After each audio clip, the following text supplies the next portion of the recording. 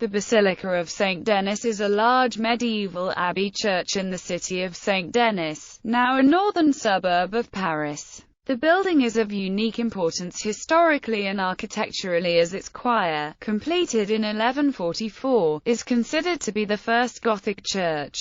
The site originated as a Gallo-Roman cemetery in late Roman times. The archaeological remains still lie beneath the cathedral. The people buried there seem to have had a faith that was a mix of Christian and pre-Christian beliefs and practices. Around 475 St. Genevieve purchased some land and built St Denis de la Chapelle. In 636, on the orders of Dagobert I, the relics of St Denis, a patron saint of France, were reinterred in the basilica. The relics of St Denis, which had been transferred to the parish church of the town in 1795, were brought back again to the abbey in 1819. The basilica became a place of pilgrimage and the burial place of the French kings, with nearly every king from the 10th to the 18th centuries being buried there, as well as many from previous centuries. St Denis soon became the abbey church of a growing monastic complex. In the 12th century, the abbot Suger rebuilt portions of the abbey church using innovative structural and decorative features. In doing so, he is said to have created the first truly Gothic building. The basilica's 13th-century nave is also the prototype for the Renaissance Gothic style, and provided an architectural model for cathedrals and abbeys of northern France, England and other countries. The abbey church became a cathedral in 1966 and is the seat of the Bishop of St Denis, Pascal Michel Ghislain Delanoy, although it is universally known as the Basilica of St Denis. Actually, the temple does not have officially the title of minor basilica granted by the Vatican. Background: St Denis, a patron saint of France, became, according to legend, the first bishop of Paris. Legend relates that he was decapitated on the hill of Montmartre and subsequently carried his head to the site of the current church, indicating where he wanted to be buried. According to related legends, a martyrium was erected on the site of his grave, which became a famous place of pilgrimage during the 5th and 6th centuries. Dagobert's church. Dagobert, the king of the Franks, refounded the church as the Abbey of St Denis, a Benedictine monastery. Dagobert also commissioned a new shrine to house the saint's remains, which was created by his chief counselor, Eligius, a goldsmith by training. An early Vita of St. Eligius describes the shrine. Above all, Eligius fabricated a mausoleum for the Holy Martyr of Denis in the city of Paris, with a wonderful marble ciborium over it marvelously decorated with gold and gems. He composed a crest at the top of a tomb, and a magnificent frontal, and surrounded the throne of the altar with golden axes in a circle. He placed golden apples there, round and jeweled. He made a pulpit and a gate of silver and a roof for the throne of the altar on silver axes. He made a covering in the place before the tomb and fabricated an outside altar at the feet of the Holy Martyr.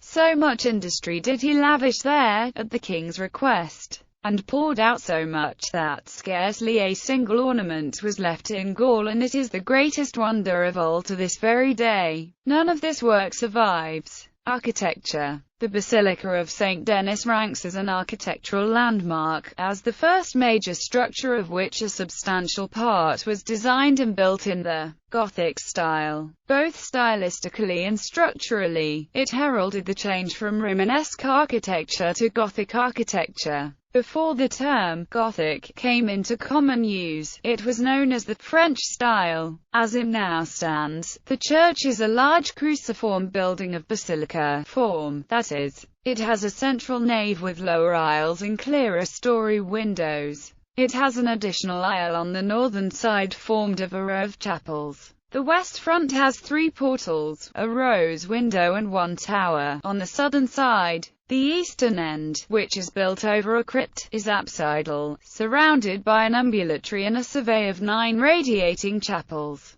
The basilica retains stained glass of many periods, including exceptional modern glass, and a set of 12 misericords. The Carolingian church. Little is known about the earliest buildings on the site. The first church mentioned in the Chronicles was begun in 754 under Pepin the Short and completed under Charlemagne, who was present at its consecration in 775. By 832 the abbey had been granted a remunerative whaling concession on the Cotentin Peninsula. Most of what is now known about the Carolingian church at St. Denis resulted from a lengthy series of excavations begun under the American art historian Sumner McKnight Crosby in 1937. The building was about 60 meters long, with a monumental westwork, single transepts, a crossing tower and a lengthy eastern apse over a large crypt. According to one of the abbey's many foundation myths, a leper, who was sleeping in the nearly completed church the night before its planned consecration, witnessed a blaze of light from which Christ, accompanied by St. Denis and a host of angels, emerged to conduct the consecration ceremony himself. Before leaving, Christ healed the leper, tearing off his diseased skin to reveal a perfect complexion underneath. A misshapen patch on a marble column was said to be the leper's former skin, which stuck there when Christ discarded it. Fantastical though they may seem now, the popularity of such myths in medieval accounts go some way to explaining why any redevelopment of the original church was a sensitive matter and why Suger found it necessary to go to such lengths to justify his changes. Having been consecrated by Christ, the fabric of the building was itself regarded as sacred. The early Gothic rebuilding Abbot Suger, friend and confidant of French kings and abbot of St. Denis from 1122, began work around 1135 on the rebuild and enlargement of the abbey, to which he had been given as an oblate at the age of 10. In his famous account of the work undertaken during his administration, Suger was careful to explain and justify his decision to rebuild the church, complaining at length about the parlous state of the old structure and its inability to cope with the crowds of pilgrims visiting the shrine of St. Denis, particularly on special days such as the Feast of the Blessed Denis, when the narrowness of the place forced women to run to the altar on the heads of men as on a pavement with great anguish and confusion. It is important to emphasize that Suger was the patron of the rebuilding of St. Denis but not the architect, as was often assumed in the 19th and early 20th centuries. In fact, it appears that two distinct architects, or master masons, were involved in the 12th century changes. Both remain anonymous, but their work can be distinguished on stylistic grounds. The first, who was responsible for the initial work at the western end, favored conventional Romanesque capitals and molding profiles with rich and individualized detailing. His successor, who completed the western facade and upper stories of the narthex, before going on to build the new choir, displayed a more restrained approach to decorative effects, relying on a simple repertoire of motifs, which may have proved more suitable for the lighter Gothic style that he helped to create. First phase. The West Front. 1135–40 Suger began his rebuilding project at the western end of St. Denis, demolishing the old Carolingian westwork, with its single, centrally located door. He extended the old nave westwards by an additional 4 bays and added a massive western narthex,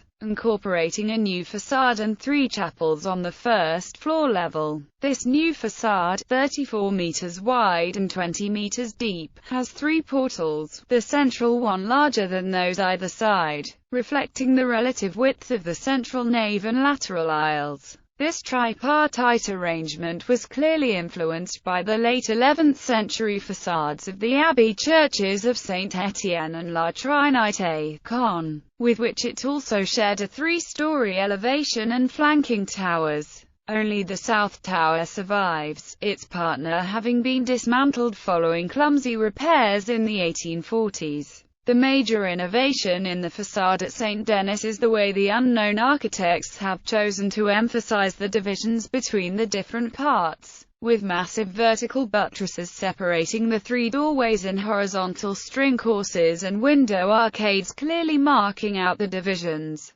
This clear delineation of parts was to influence subsequent west facade designs as a common theme in the development of Gothic architecture and a marked departure from the Romanesque. The rose window at the center of the upper story of the west portal was also innovative and influential. Although small circular windows within triangular timpano were common on the west facades of Italian Romanesque churches, this was probably the first example of a rose window within a square frame, which was to become a dominant feature of the Gothic facades of northern France. The overall design of the facade has an obvious resemblance to a Roman city gatehouse, which helps to emphasize the traditional notion of great churches as earthly embodiments of the heavenly city, as described in the Book of Ezekiel. The many influential features of the new facade include the tall, thin statues of Old Testament prophets and kings attached to columns flanking the portals.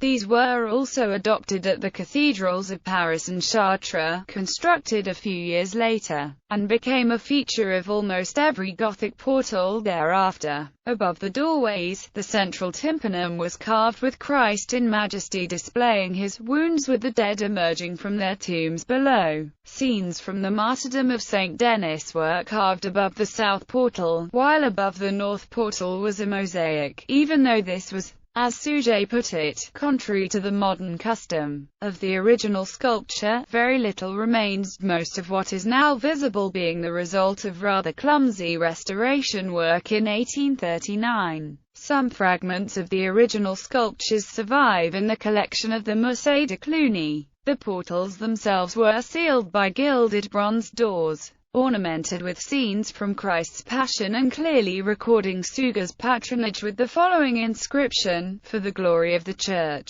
which nurtured and raised him." Suger strove for the glory of the Church, sharing with you what is yours, O Martyr Denis. He prays that by your prayers he should become a sharer in paradise. The year when it was consecrated was the 1140th year of the Word. On the lintel below the great tympanum showing the Last Judgment, beneath the carved figure of the kneeling abbot, was inscribed the more modest plea: "Receive, stern judge, the prayers of your Suger, let me be mercifully numbered among your sheep."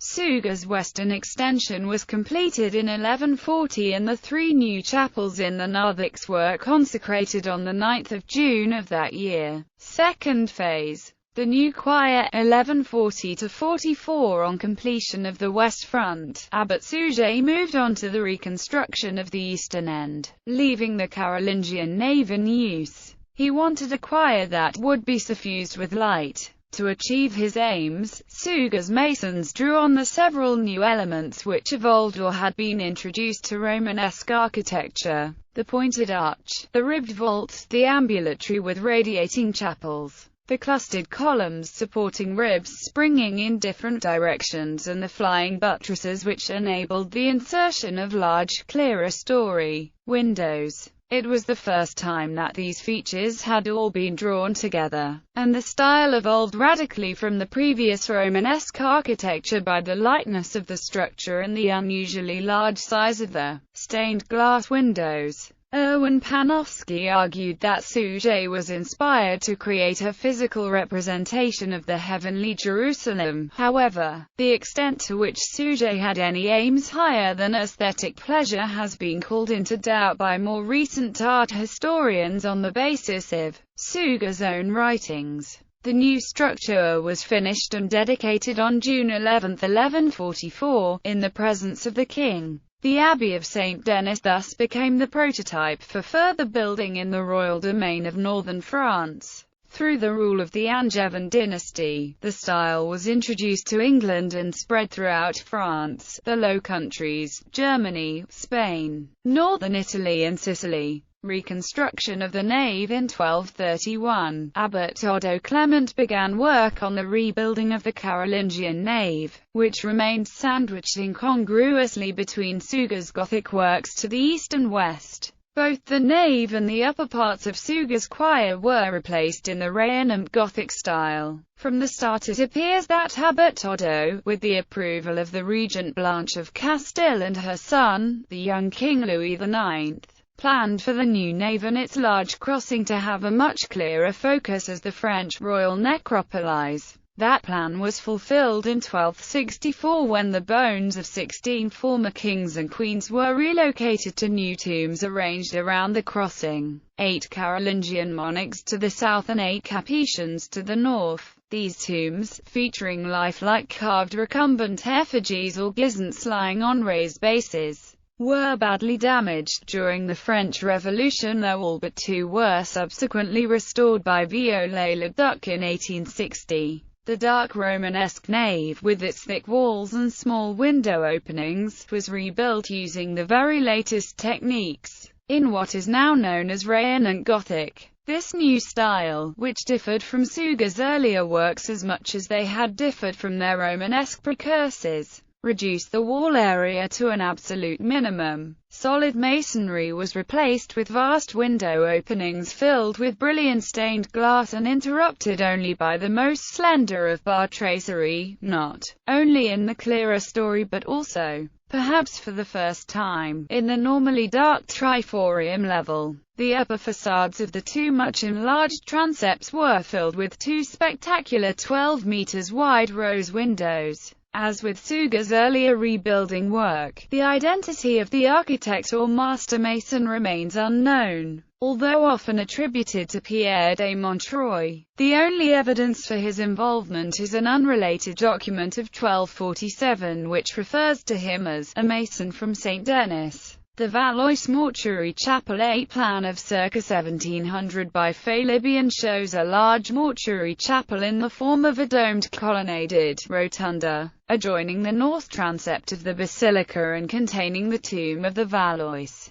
Disassembly of the North Tower in 1837, lightning struck the spire of the North Tower and damaged it severely. 3 years later, the North Tower was once again damaged by a storm. The spire was then disassembled by the architect, as well as the upper part of the tower, and the original stones were stored at the rear of the basilica. In 1992, a committee for the reconstruction of the tower and the north spire was constituted by the mayor of St Denis. On March 1, 2013, the mayor announced the future reconstruction of the North Tower. The work is expected to begin in 2015. Burial site. The abbey is where the kings of France and their families were buried for centuries and is therefore often referred to as the royal necropolis of France. All but 3 of the monarchs of France from the 10th century until 1789 have their remains here. Some monarchs, like Clovis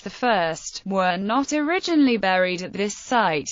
The remains of Clovis I were exhumed from the despoiled Abbey of St Genevieve, which he founded. The abbey church contains some fine examples of cadaver tombs. The effigies of many of the kings and queens are on their tombs, but their bodies were removed during the French Revolution. The ancient monarchs were removed in August 1793 to celebrate the Revolutionary Festival of Reunion. Then the Bourbon and Valois monarchs were removed to celebrate the execution of Marie Antoinette in October 1793. The bodies were dumped into 3 trenches and covered with lime to destroy them. Archaeologist Alexandre Lenoir saved many of the monuments by claiming them as artworks for his Museum of French Monuments. The bodies of several Plantagenet monarchs of England were likewise removed from Fontevraud Abbey during the French Revolution. Napoleon Bonaparte reopened the church in 1806, but left the royal remains in their mass graves.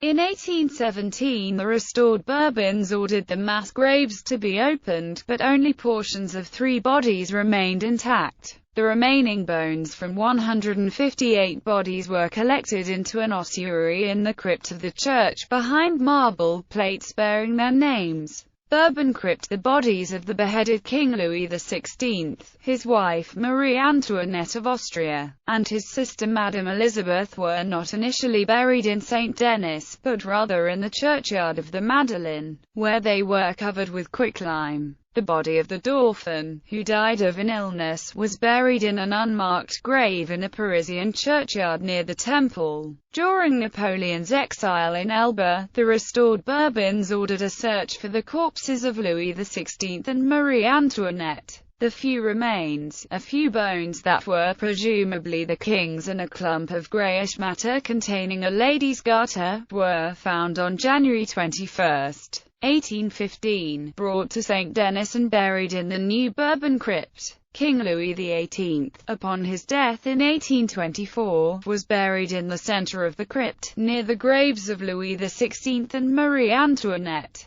The coffins of royal family members who died between 1815 and 1830 were also placed in the vaults, under the direction of architect Viollet-le-Duc, famous for his work on Notre-Dame de Paris. Church monuments that had been taken to the Museum of French Monuments were returned to the church. The corpse of King Louis VII, who had been buried at the abbey at St. Pont and whose tomb had not been touched by the revolutionaries, was brought to St. Denis and buried in the crypt. In 2004, the mummified heart of the Dauphin, the boy who would have been Louis XVII, was sealed into the wall of the crypt.